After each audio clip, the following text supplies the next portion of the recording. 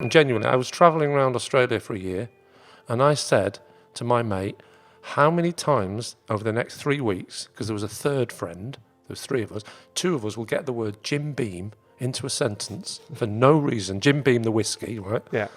And it's how many times we can do it before he picks up on the fact that we're saying Jim Beam for no reason. You're bullying, basically. So it's not bullying because he didn't notice. It's only when he notices it, but you have to say it really quickly. So you have to go, da da da da da. And I was watching the tennis. Oh, it went down to the last set, Jim Beam, and he just absolutely thrashed him.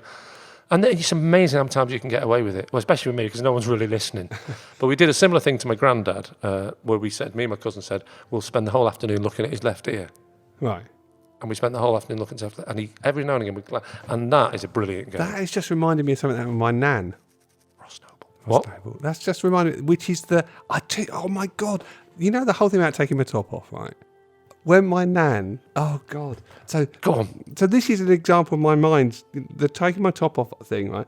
I think it was my nan's 70th. Right.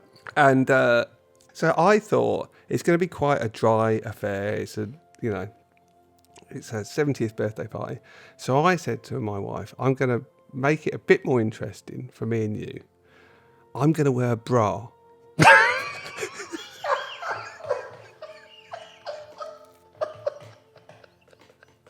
Do you know my favourite bit in that sentence? My favourite bit, the favourite 2 words in that sentence is "and you." I'm going to make this a bit more interesting for me, and you. And she's thinking, but I'm already wearing a bra. And that's not made it any more interesting for you. Why do you think you wearing a bra is going to make it any more interesting for me?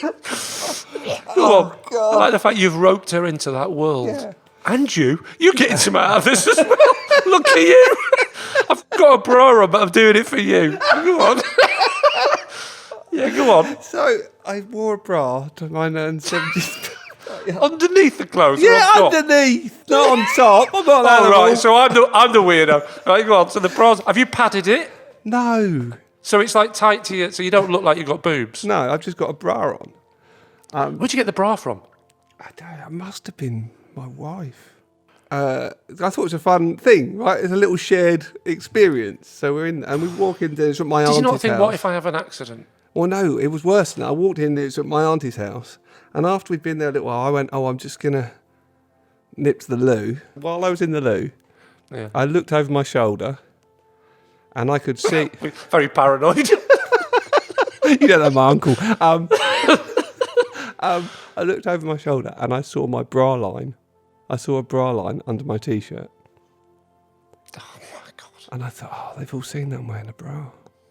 And now it's not funny. Now it's less funny. Yeah, because you're now thinking everyone's thinking you're just wearing a bra. Yeah. I don't know if they... No, I can't remember. Like, it was a long time ago. No one ever mentioned it. Yeah, and this is before the time of, like, if you wore a bra now, I think people would be more accepting. They'd probably just it go, was Neil's wearing women's clothes, Yeah, that's fine. of course. But back in the day, Yeah. it was unusual for a man to wear a bra, especially when he hasn't mentioned it, and especially with your overall look. You've not what made does any that effort. mean? Well, you've not made any effort anywhere else. That is to just try. one. I was making an effort when I was 20. No, I mean any effort at all to toy with the idea of. I thought you meant I hadn't. No, but you're not thinking, I'd like to dress in ladies' clothes and see how that makes me feel. Yeah. I'm only going to wear the bra and nothing else. Yeah. The rest of your image. It was would just the not go with it. juxtaposition of the bra and the 70th birthday. Yeah, yeah.